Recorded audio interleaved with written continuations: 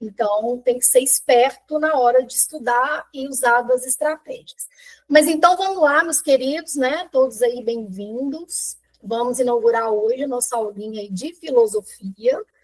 Nós temos um desafio, e eu já mostro aqui rapidinho qual é esse desafio, porque são 12 aulas, 50 minutos, né? Uma vez por semana, para trazer a história da filosofia.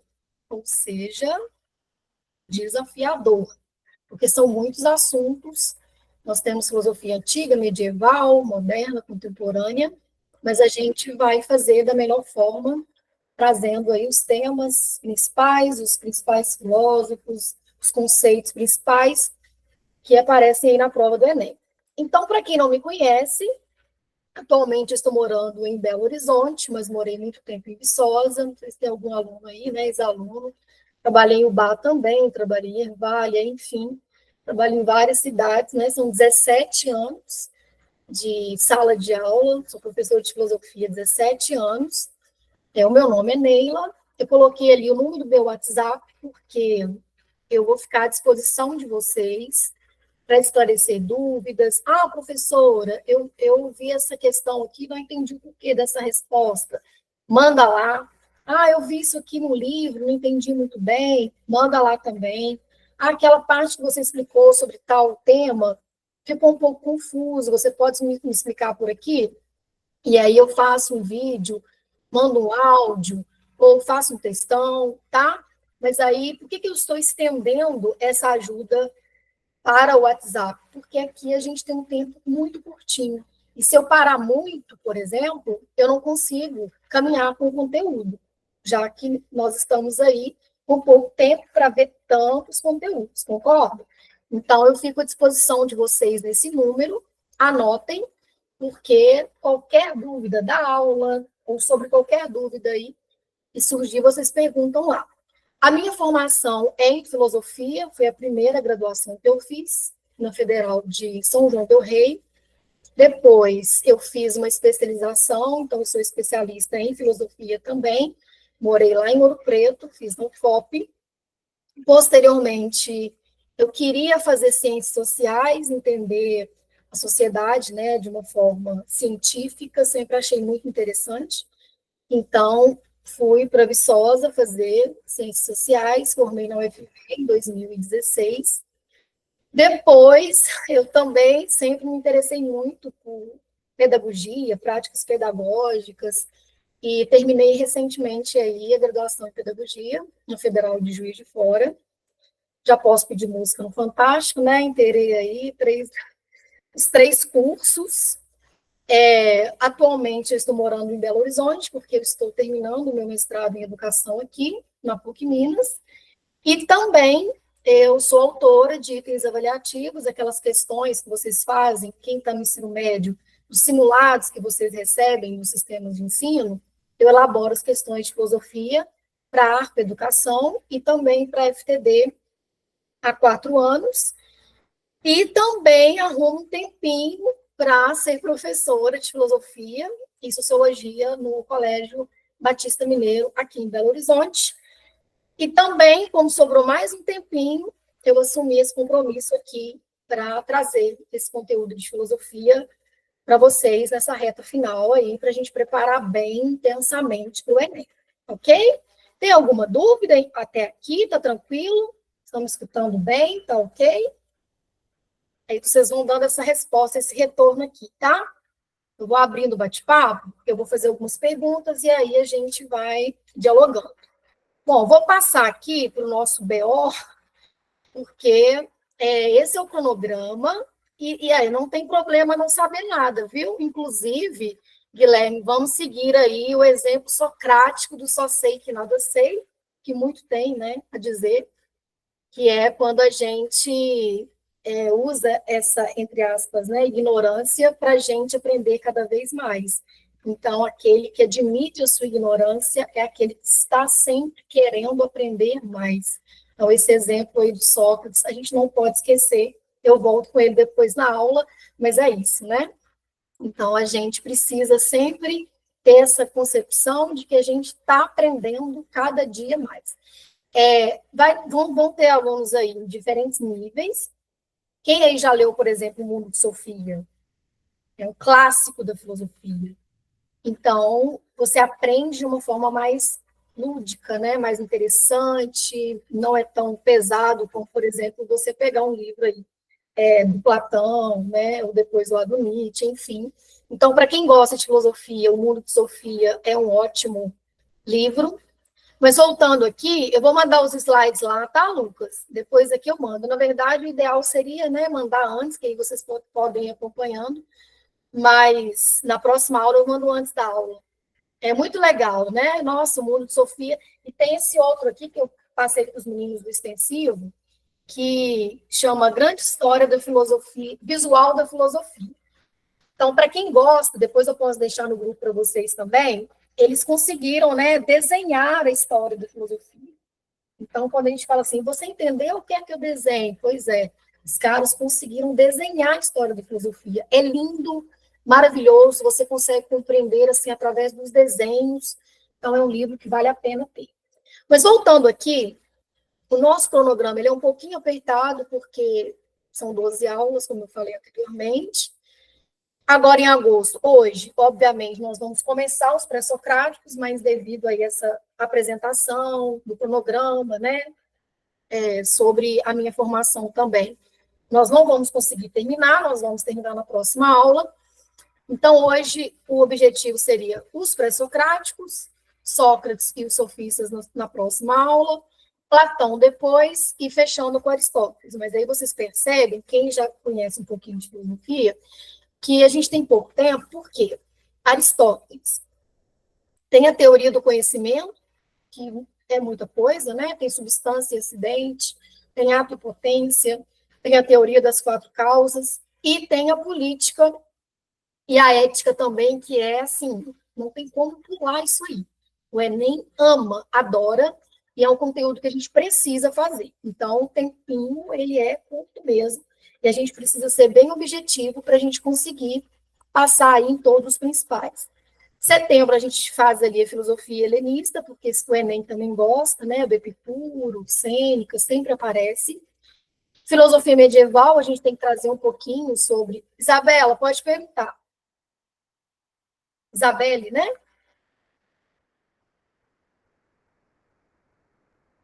É isso, Isabelle? Levantou a mão? Não? Ah, tem problema não. Tá. Filosofia medieval, nós vamos fazer o Santo Agostinho e o principal, que é o São Tomás de Aquino, as 5 vias, né, os 5 provas racionais da existência de Deus, a gente não pode deixar de fazer. Racionalismo e empirismo, nem pensar, né, deixar passar, porque o Descartes, o Locke e o Hume também são importantes e são temas aí do Enem. Os contratualistas também, eu vou tentar fazer um pouquinho do Maquiavel, porque o Enem também gosta do Maquiavel. Em outubro, a gente fecha com o Kant e o Marx, o Nietzsche e o Foucault. Foucault também. A gente sempre fala assim, esse ano eu não preciso trabalhar o Foucault, não, porque o Foucault ele sempre aparece. Ano passado ele já estava lá no Enem. Cara, eles amam Foucault. Eu nunca entendi essa, essa vontade de fazer questão do Foucault como esse pessoal do Enem tem. Então, a gente tem que ver também. A escola de Frankfurt não pode deixar, principalmente ali o Adorno e o Horkheim também. O existencialismo, a gente precisa fazer ali o Sartre, principalmente, o Kierkegaard também é um nome importante, e a filosofia da ciência é uma aposta também, principalmente no Popper, que a gente precisa passar ali, porque pode cair, né? Então, a gente tem filosofia da linguagem, a gente tem outros temas aí que são importantes, mas nós temos aí 12 encontros, Thales e eu decidimos fazer esse cronograma baseado nesses temas que são centrais, ok? Tem alguma dúvida com relação ao nosso cronograma? Alguma pergunta? Posso passar para o próximo slide? Tá. E aí eu vou passar. Gente, que eu abri aqui. Bom, vamos lá. Tá dando para ver aí, porque eu tentei ampliar, mas assim, não sei se vai mais que isso não. Tá dando para ver, tranquilo? Tem coisas que são menores, mas eu vou tentar dar um zoom ali depois. Aí vocês vão me dando esse retorno aqui, tá? Essa árvorezinha, tadinha, ela já está até cansada, né? Porque são pelo menos 9 anos que eu utilizo. Porque não tem como a gente iniciar um curso de filosofia sem entender os tipos de conhecimento. Porque a filosofia se insere nesse contexto aí, obviamente. Parece ser bobo, mas esse tipo de questão aí já apareceu no PISM de 2017. Na época, eu era professora do Poloni, e os meninos, depois da prova, me procuraram desesperados, porque a pergunta do PISM era assim: cite 2 tipos de conhecimento e 2 características de cada um. A resposta era muito simples. Era senso comum, arte, religião, mito, filosofia, ciência. Esses são os principais tipos de conhecimento que a gente estabelece. E aí eles ficaram muito perdidos, né? E perguntaram assim, Danilo, eu respondi racionalismo, respondi empirismo, estava certo? O certo não está, não é uma resposta que se espera. Então, vocês observam aí na árvore que de um lado, lá embaixo, está escrito assim, razão, e de outro lado está escrito imaginação. Olharam?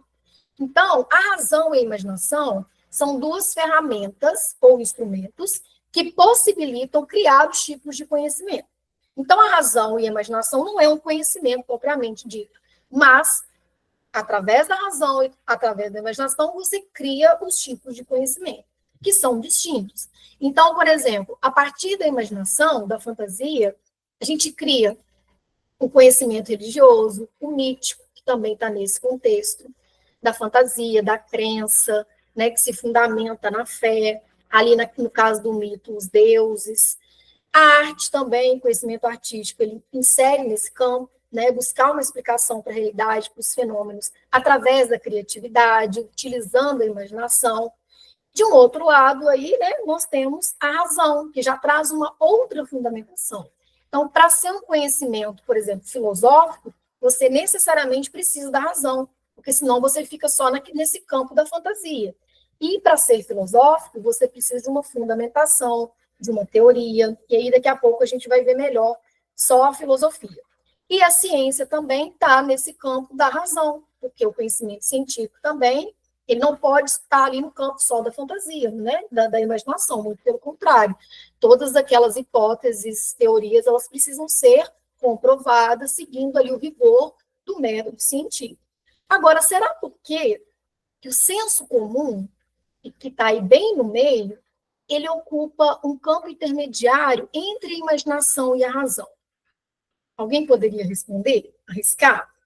Pode responder aqui no bate-papo, pode responder ativando o microfone também.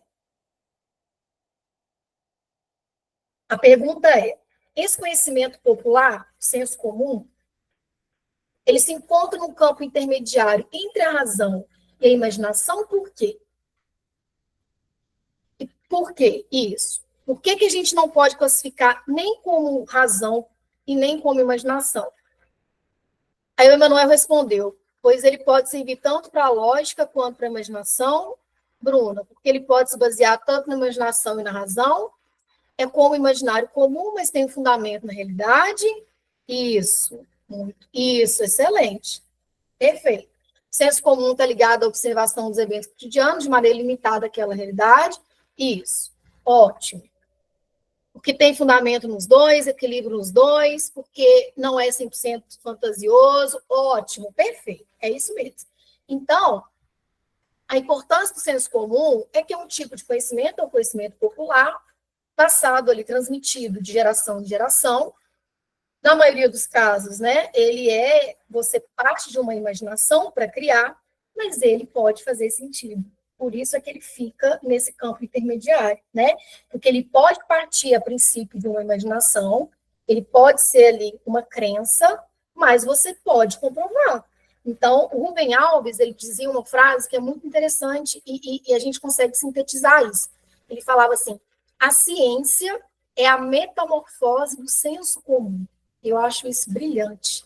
Por quê? Porque a ciência, ela, para comprovar uma hipótese, ela precisa ir nesse conhecimento popular. né? Então, esse conhecimento popular ele é muito importante porque ele produz também um tipo de conhecimento.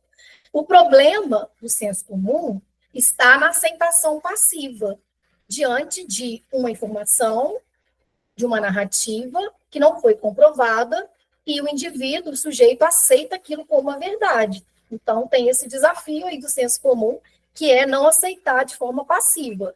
Pelo contrário, é criticar, questionar, querer saber se aquela informação que vem ali do conhecimento popular, ela é verídica ou não, ela vai ser comprovada ou não. Ficou compreendida, então, a importância e por que está nesse campo intermediário? Ok? Entendido? E outra questão muito importante é que a gente não pode estabelecer uma hierarquia desses tipos de conhecimento, tá, Augusto? O senso comum é aquele conhecimento popular que ele é transmitido de geração a geração, né? Da bisavó para avó, para mãe, para gente, e vai passando. Ele pode iniciar ali na imaginação para criar um tipo de explicação, né? Outro dia minha aluna falou assim, cortar cabelo na lua crescente faz o cabelo crescer, né? Não sei se faz, mas eu escutei isso a vida toda, eu continuo repetindo isso. Então, é muito comum essas práticas. E aí, a gente precisa fazer o quê? Questionar esse tipo de conhecimento, tentar provar ou não, refutar ou comprovar, porque quando a gente aceita esse tipo de conhecimento sem questionar ou criticar, a gente pode ficar até numa condição de alienação, né? Então, a importância desse conhecimento que vem aí de geração a geração, que é uma construção muito importante, porque vem também da questão cultural, social, dos códigos, das crenças, dos valores de um grupo, mas a gente também precisa questionar, né, tentar ser críticos com relação a esse tipo de conhecimento. Mas, ainda assim, todos os conhecimentos, tá, esses tipos aí principais que a gente está trazendo aqui hoje, eles buscam compreender o mundo, a realidade, pensar a existência humana. Então, a gente não pode afirmar que um é superior ao outro, um é inferior ao outro, ok? Por quê? Porque todos, à sua maneira, tentam explicar e compreender a realidade. Tranquilo? Posso passar para o próximo slide? Às vezes eu vou correr um pouquinho, só para a gente conseguir fazer aqui a aula completinha, tá? Bom, então, para ser um conhecimento filosófico, já que o nosso assunto principal aqui é a filosofia, ele precisa ter essas três características fundamentais. Então, muitas vezes o aluno fala assim, professora, hoje eu estou filosofando, né? O será que é filosofia? Ou será que está muito superficial esse bate-papo aí? Então, primeiro ponto, a filosofia tem como característica ser radical, ou seja, radical aí no sentido da raiz do processo. Então, tudo aquilo que é superficial, uma explicação superficial, não é filosófico, tá? Então, a gente tem que tentar responder uma questão buscando ali um conhecimento profundo e não o superficial. Porque se você ficar no superficial, você está no campo do senso comum. Você não está construindo um pensamento fundamentado ali na razão, com embasamento e radical, certo? Então, esse é o primeiro ponto. Então, se eu vou falar sobre liberdade, né? Se eu pergunto assim, o que é liberdade? E a pessoa fala assim, é fazer o que eu quero. É uma resposta satisfatória? Se eu respondo assim, ser livre é fazer o que eu quero. É uma resposta profunda? É raso, né? Isso, é isso. É raso, né, meu querido? É superficial. Então, eu posso fundamentar, por exemplo, trazendo Sartre. O ser humano está condenado a ser livre. Quando Sartre fala isso, ele quer dizer que não existe uma outra opção. Nós somos livres. Mas e se eu não escolher? Não escolher é uma escolha. Então, a liberdade, ela faz parte, né? Nós somos livres. Porém, essa liberdade, ela vem acompanhada de consequências. Então, eu sim sou livre, mas eu também sou responsável por todas as escolhas que eu faço. Então, tá vendo que é o mesmo tema, é a mesma forma de dizer, tipo assim, eu posso até fazer o que eu quero, mas você já vem trazendo uma fundamentação, você já vem explorando melhor, trazendo as escolhas, trazendo as consequências, trazendo um pensamento que foi construído. Então, isso muda tudo, ok? É rigoroso porque você precisa fazer esse encadeamento de ideias e juízos que levam a conclusões que são coerentes. Então, você não pode, por exemplo, trazer uma conclusão contraditória, evitar a ambiguidade. Então, vocês já estudaram a lógica aristotélica em algum momento? Vocês estão estudando, fazendo ensino médio, ou vocês já terminaram o ensino médio? Vão escrevendo aí. Terminei, estou fazendo, só para ter mais ou menos uma ideia. A lógica aristotélica, a maioria aqui já terminou? Está fazendo, terminou ano passado, então está fresquinho, né? A maioria aí deve estar com esse conhecimento fresquinho na cabeça. Tá. Isso, ótimo. Então, o Aristóteles, ele cria a lógica exatamente para falar sobre a questão da contradição, principalmente. Então, vocês já estudaram aquele silogismo clássico assim, todo homem é mortal. Isso é um clássico da filosofia, né? Sócrates é homem. Logo,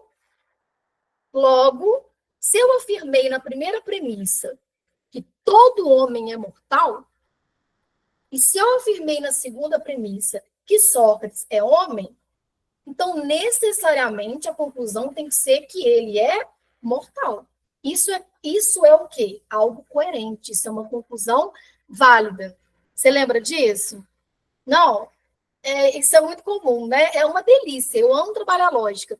Eu trabalhava no colégio, em Ubá, que tinha filosofia, lá tem ainda, um ensino fundamental. E aí era maravilhoso, porque eu começava com os meninos do sexto ano até o nono, gente. Aí eram temas da filosofia, e aí eu tive o privilégio de trabalhar um bimestre inteiro de lógica.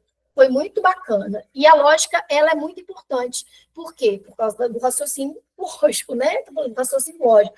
É isso. É buscar uma conclusão coerente, é fugir da contradição, é fugir da ambiguidade. Então, se eu vou construir na primeira premissa que todo homem é mortal, João é um homem, logo João é imortal, eu estou entrando em contradição.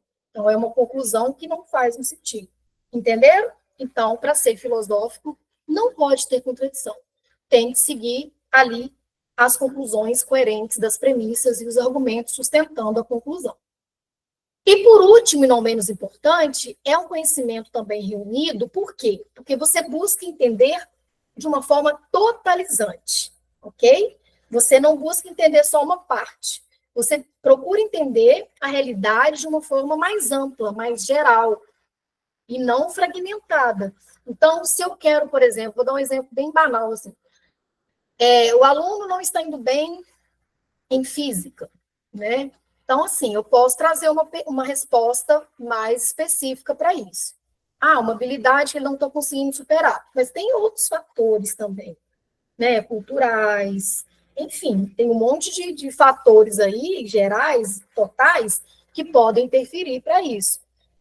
Uma vez também eu estava falando com os meus alunos sobre o Aristóteles, que falou assim, todo homem, ele nasceu para viver na coletividade, né, em comunidade. Então, a felicidade é isso, é você viver com os outros e tal. Aí o menino falou assim, eu não quero viver com ninguém, não gosto de viver com ninguém. Então, assim, a gente está tentando entender um sentido mais amplo da coisa, né? Universal, entendeu? O ser humano, no sentido macro, tá? Então, a filosofia, ela tem, né, ela precisa ter uma visão total da realidade e não uma explicação ali particular, fragmentada, ok? Ficou entendido, então, esses principais pontos? Eu gostava mais do Diógenes, exatamente, esse aí era fã do Diógenes, boa. Para a gente propriamente falar dos pré-socráticos, a gente precisa trazer essa relação da trajetória aqui do mito ao logos. Quem lembra o que é logos? Me escrevam aí. O que é logos? Logos significa Vamos lá? Isso, razão. Então, a melhor forma de traduzir aí o logos pode ser conhecimento, tem a ver com a lógica, obviamente, mas a razão é a melhor definição que a gente tem.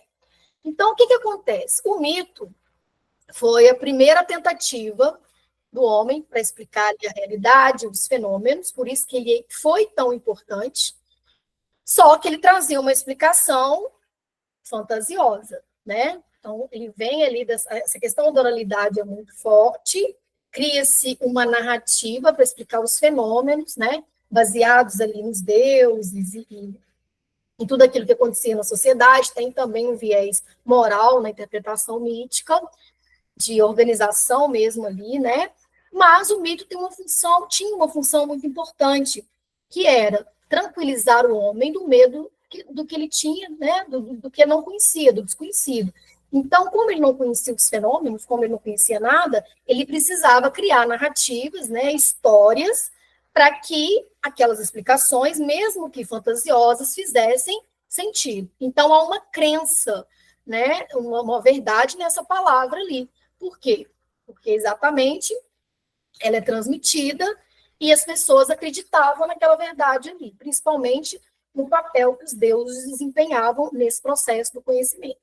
Só que a questão é um pensamento, né, um tipo de conhecimento contraditório, óbvio. Por quê? Porque é baseado na imaginação.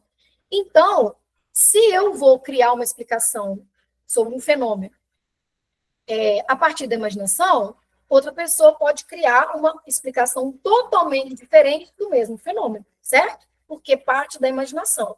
Então, há uma contradição nos mitos. E essa contradição ela foi ficando cada vez mais evidente.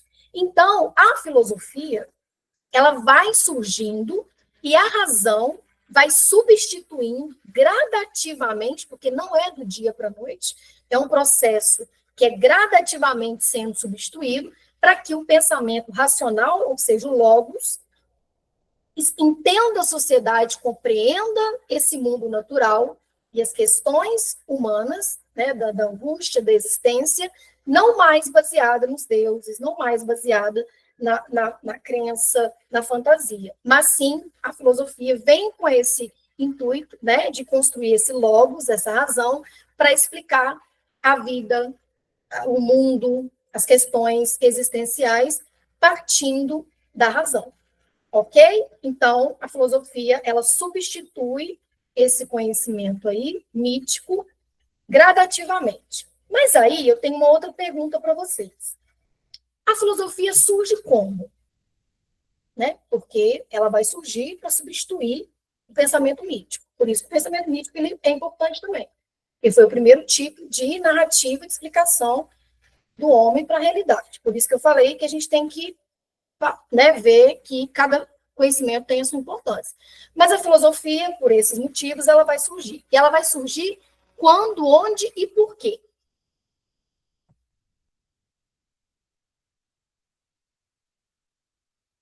A partir da busca pelo saber, surge em praça pública, tá, nas ágoras, tá. Então, vamos lá. Coloquei esse mapa aí, por quê? Porque a filosofia, na Grécia, quando os gregos começaram a fazer comércio, ótimo, muito bem. Isso, pode ir respondendo aí, tá tudo ok. Eu coloquei esse mapa aqui, por quê? A filosofia, ela tem um local, como vocês bem colocaram aí, né, na Grécia, nas colônias gregas. Ela tem uma data também para surgir, né, entre os séculos 7 e 6 antes de Cristo, e o principal iniciador da filosofia foi quem lembra? O primeiro nome, iniciador, o grande filósofo foi o Tales lá em Mileto. Ótimo.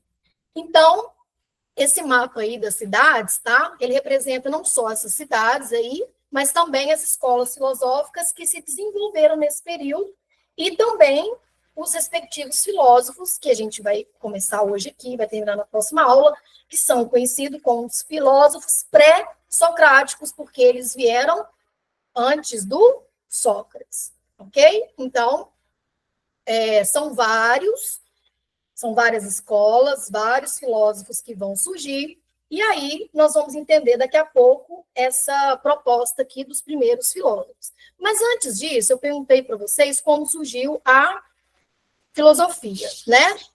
E aí duas teses sustentaram esse surgimento durante muito tempo. Primeira tese, que a filosofia surgiu como um milagre grego. Nossa, eles são tão inteligentes, né? Que isso fez com que a filosofia brotasse aqui. E uma outra tese, também, durante muito tempo que sustentaram, é de uma adaptação de saberes vindos do Oriente.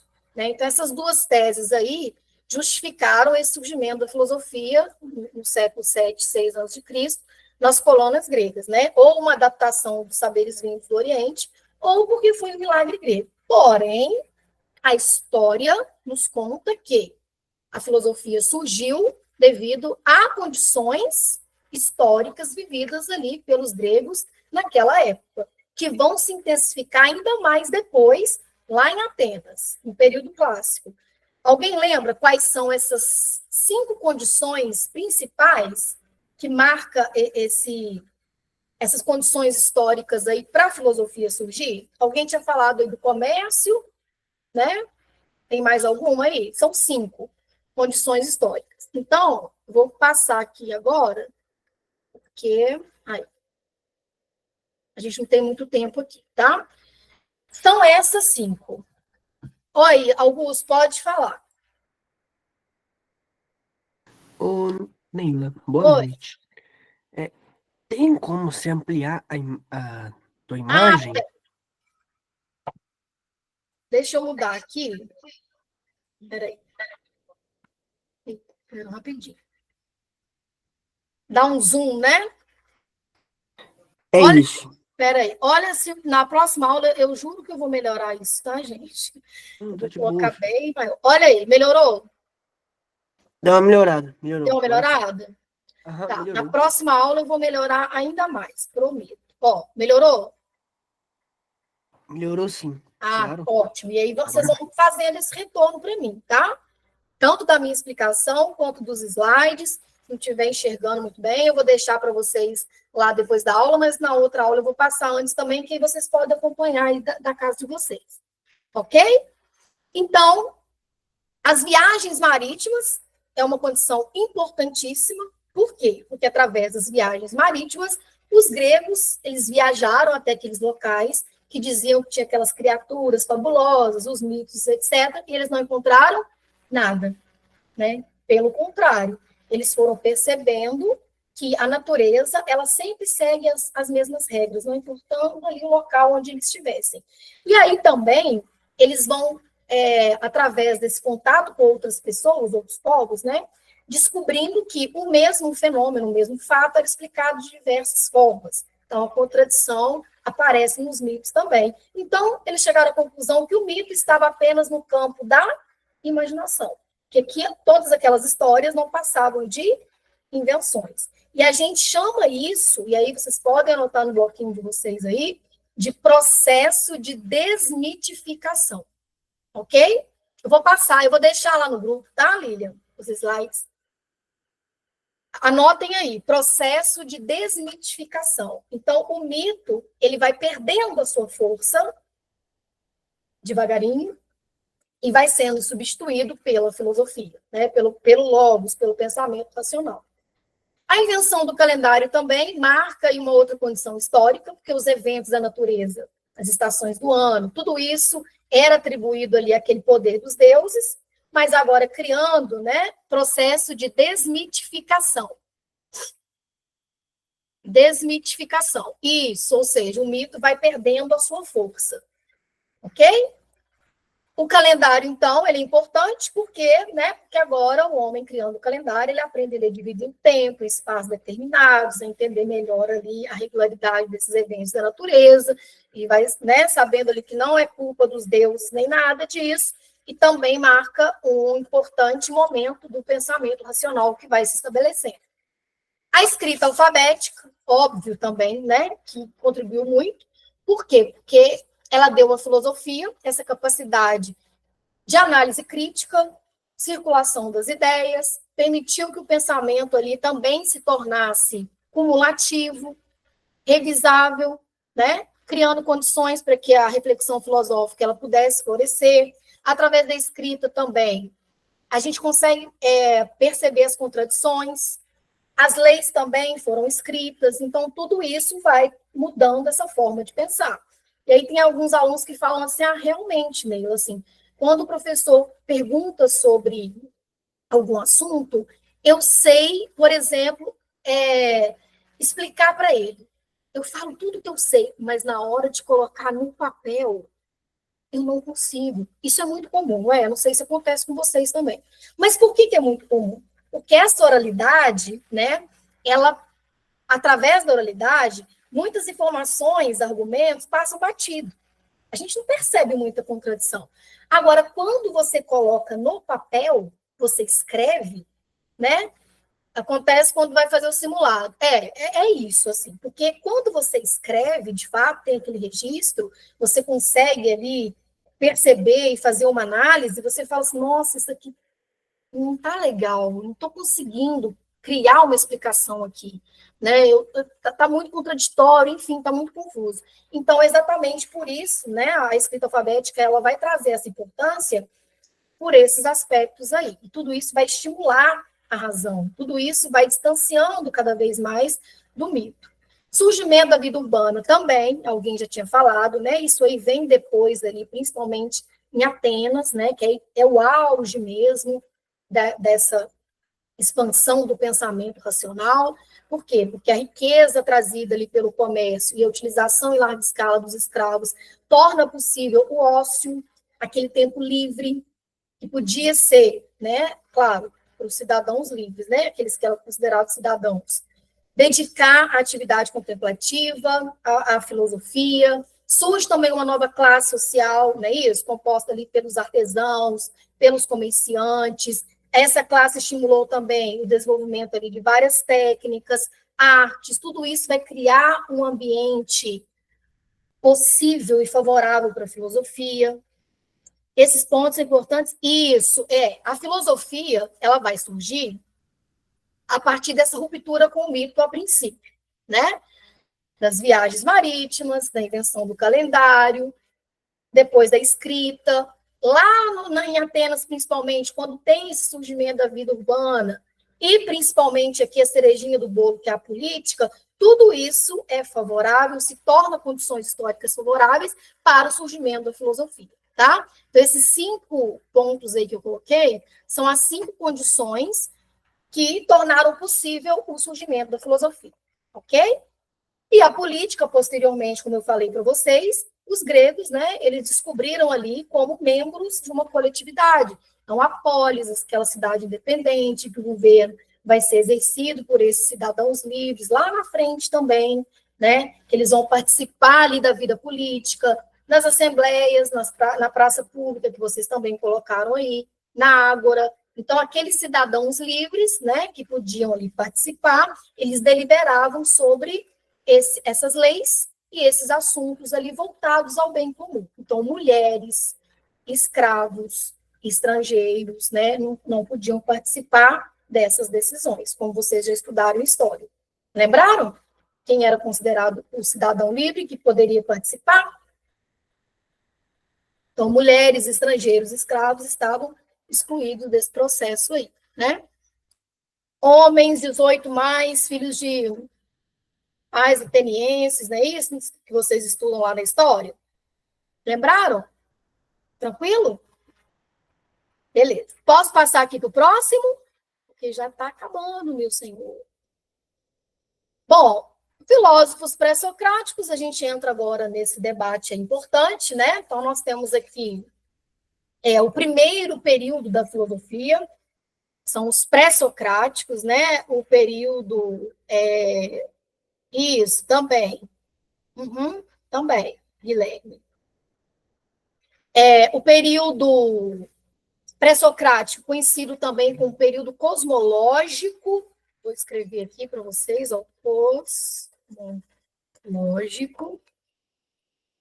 Por quê? Porque agora a intenção aqui é explicar o universo, entender a realidade através da razão, ok? Então, agora, a partir desse momento, a explicação sobre o universo não é mais com relação aos deuses, à cosmogonia, aos mitos, nada disso. Agora, nós vamos explicar a realidade através da lógica, do conhecimento racional, entendendo como que funciona racionalmente o universo, a transformação, tudo aquilo que acontece. E aí eu coloquei para vocês aqui duas palavrinhas que vocês precisam pensar muito sobre elas e não pode esquecer.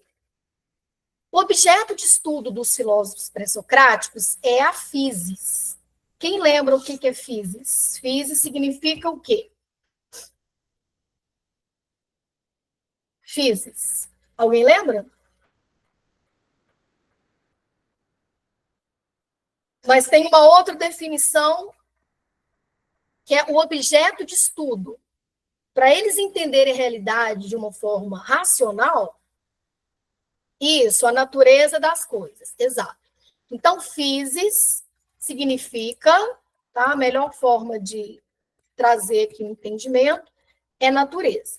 Então, os filósofos pré-socráticos, eles vão buscar na natureza a explicação para aquilo que eles buscavam, né? E aí, independente da escola, independente lá de onde eles estavam, eles vão buscar um arquê, ou arquê, ou o arquê, que pode ter qual tradução? Vocês lembram lá das aulas de filosofia. Então, o objeto de estudo é a physis, né? Eu vou buscar na natureza o entendimento. Isso, exato. De que é feito o mundo? Qual é a? Isso, pode ser início também. Isso, perfeito, ótimo. Estão indo muito bem. Pode ser início, sim, tá? Pode ser começo, sim, também tem livros que vocês encontram início, começo, mas geralmente origem é a forma que a gente mais encontra. Então, independente da escola, eles buscavam o arquê, né? A origem de tudo, o primeiro elemento para que outros elementos pudessem surgir. Então, cada um deles vão buscar um elemento, um arquê, né? Essa origem, de uma maneira totalmente distinta do outro, ok? Entenderam? Ficou claro esses dois conceitos fundamentais aqui? Posso passar aqui para o próximo? Alguém perguntou alguma coisa? Physis é natureza. A melhor definição é natureza. Ok? Bom, então é basicamente isso daqui, ó. Né? Eles vão buscar entender qual é a origem de tudo que a gente vê, como eu reconheço as coisas, se elas mudam com o tempo, de que são feitas as coisas, isso, Alan. Aí vai aparecer o Heráclito de um lado, vai aparecer o Parmênides de outro, cada um vai trazer uma explicação diferente para entender qual seria esse arquê, esse elemento constituinte que vai dar aí, né, forma, movimento ou não movimento para as coisas que existem. Eu vou só passar aqui para vocês esse lado de cá, eu vou até ampliar assim, porque eu quero chamar a atenção para vocês para aquele início ali. Vocês perceberam que de um lado está escrito mobilistas e naturalistas, e do outro lado está escrito imobilistas e racionalistas? Observaram esse detalhe? Esse detalhe é importante. Observaram ali? Ampliei, né? Então, vamos lá, meus amores. Aí você fala assim, Neila, mas espera aí. Você falou que todos os filósofos, independente da escola, estavam, né, que você vai falar cada um deles, são filósofos da natureza. Mas por que de um lado está naturalista e de outro está racionalista? É uma pergunta interessante que vocês poderiam me fazer, né? Então, presta atenção. Todos esses filósofos que estão listados, que eu vou trazer melhor depois, cada um na outra aula maior, que eu vou disponibilizar lá para vocês, etc., são chamados filósofos da natureza, por quê? Porque eles buscavam explicar o mundo sem recorrer aos mitos, procuravam o quê? As causas naturais para a realidade. Então, era ali na natureza, né, que eles buscavam a explicação que eles precisavam, independente de qual, ok? Só que aí, o que a gente tem que pensar? Que dentro desse extenso grupo dos filósofos da natureza, há duas maneiras diferentes de fazer essa busca. É aí que é o ponto-chave. Tá? São filósofos da natureza? Sim, mas existem dois grupos que vão buscar maneiras diferentes de fazer essa busca aí, do arquê. Primeiro, nós temos os naturalistas, e também conhecido como mobilistas. O que o nome já leva a entender sobre mobilistas? Que eles vão... Mobilistas. Quem pode responder aí? Mobilista significa o quê? Esses filósofos vão acreditar na ou no... Isso, excelente. Na mudança, no movimento. Então, na aula que vem, nós vamos ver quais são esses filósofos aí. Então, os naturalistas e mobilistas, eles explicavam o mundo com base na observação e na experiência sensível, na natureza física mesmo. A natureza física era a fonte da resposta deles. Então, a mudança e o movimento existiam, eles acreditavam na mudança e no movimento, e a mudança e o movimento, isso, o fluxo constante da natureza, são essenciais para explicar a realidade. Então, esse bloco de cá acreditava na mudança, no movimento, vão lá na natureza física para procurar esse arquê. Aí cada um vai falar o arquê, a gente vai ver na próxima aula. Agora, do outro lado, que nós temos ali os racionalistas e imobilistas, eles são completo. Eu só vou terminar a explicação aqui e volto lá. Pode ser, meu bem? Porque já está acabando a aula, mas aí eu volto e você tira o print, tá bom? Então, o lado de lá, né, influenciados pela matemática e pela lógica, ou seja, aí tem uma influência da geometria egípcia, tem uma influência da matemática babilônica, aí já muda um pouco. Por quê? Porque esses filósofos do lado de cá, eles vão buscar a verdade não nos sentidos, mas no pensamento puro. Por isso que eles são considerados racionalistas, entenderam a diferença? Então, para eles, desse lado de cá, o movimento e a mudança não passa de uma ilusão. Porque o verdadeiro ser é imutável, ele não muda. Então, eles vão usar o raciocínio lógico, matemático, para buscar esse arquê, para buscar a explicação para a realidade. Ficou entendido aí essa diferença? Pronto, voltei. Eu acho que eu voltei até demais agora. Olha aí, meu bem, se dá para você tirar o print. Espera aí, deixa eu colocar nesse modo aqui. Talvez... Ai, pera. Então. Espera aí, deixa eu voltar. Ai, gente, eu sou péssima com essas coisas de slide. Meu Deus, olha, eu voltei tanto. Mas já deu para você tirar o print? Eu desconfigurei o negócio aqui, meu pai. Acho que agora voltou. Voltou, tadinha. Estou precisando de uma aula sobre slide e tecnologia. É igual aquele meme, né? A pessoa pode ter doutorado na Lua, não sabe ligar um data show. Isso é a minha cara. Mas vou melhorando isso aí. Bom, então, gente, é sobre isso aí, tá? Na próxima aula, a gente termina os pré-socráticos, já era para terminar hoje, mas, né, devido a essa questão inicial do cronograma e tal, nós atrasamos um pouquinho.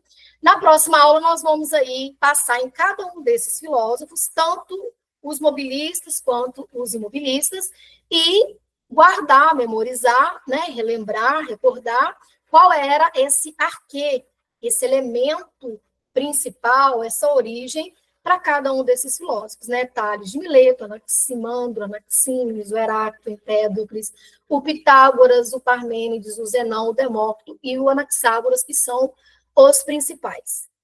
Tranquilo? Ficou entendido? Tem alguma pergunta? Conseguiram recordar? Então, é isso, tá? Anotem lá o meu WhatsApp. Que bom que vocês gostaram. Ô, Álvaro, os racionalistas, o que você tem que pensar aqui do outro lado, tá? Isso aqui é uma divisão só para a gente entender melhor essa lógica de entendimento.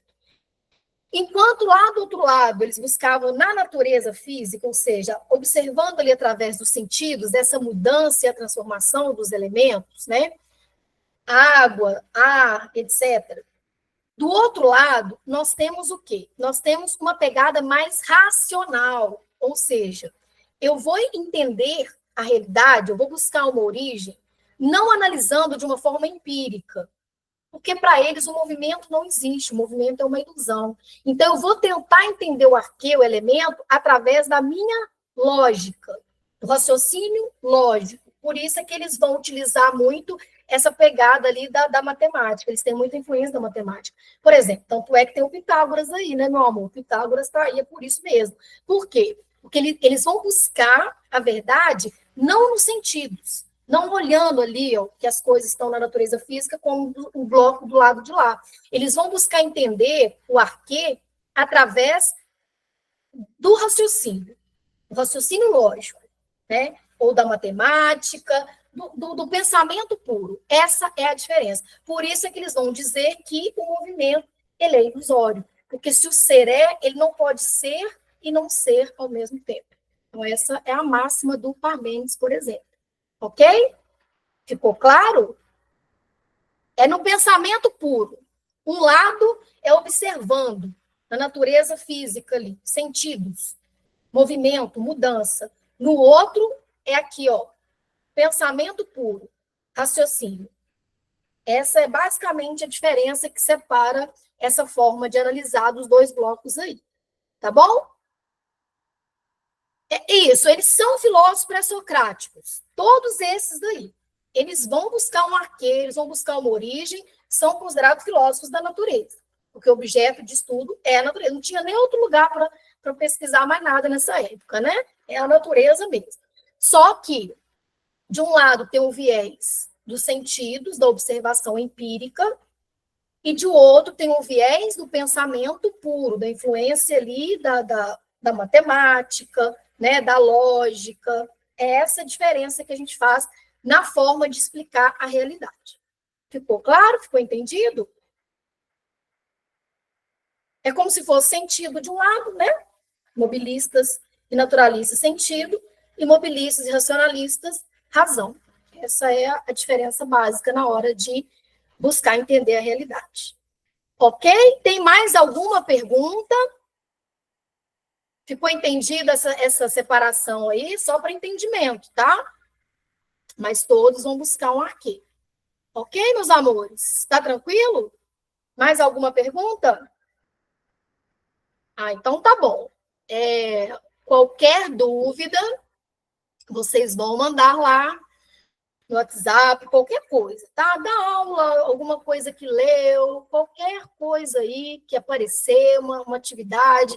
Vou mandar muitas questões também. E aí a gente vai conversando e ajudando aí da melhor forma possível para essa nota aí, né, ficar show, para ter aí essa aprovação que a gente tanto busca, ok?